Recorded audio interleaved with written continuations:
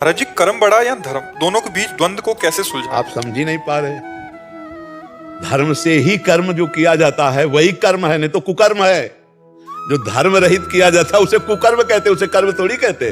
कुकर्म कुकर्म जो धर्म युक्त कर्म किया जाता है उसे धर्म युक्त कर्म को कर्म कहते हैं, शुभ कर्म में आएगा। और जो धर्म से रहित कर्म है वो तो कुकर्म है। तो आप क्या समझते हैं कि कर्म बड़ा कि धर्म बड़ा? अरे भैया, जो धर्म से युक्त कर्म है वही कर्म है, बकाया सब कुकर्म है। आप देखो, जैसे आप बात करो, जैसे देखो पत्नी है और पति है, दोनों का धर्मयुक्त संबंध है। जो पत्नी के साथ क्रिया है वो धर्मयुक्त है, इसलिए पाप नहीं है। और वही किसी और की पत्नी के साथ क्रिया हो गई, कर्म तो वही है, तो कुकर्म हो गया ना। धर्मयुक्त कर्म हुआ तो निष्पाप है, और वही कर्म दूसरी स्त्री के साथ हुआ तो पाप बन गया कि नहीं बन गया? कुकर्म हो गया। जो धर्मयुक्त कर्म है वही कर्म है, और सारा का सारा कुकर्म है।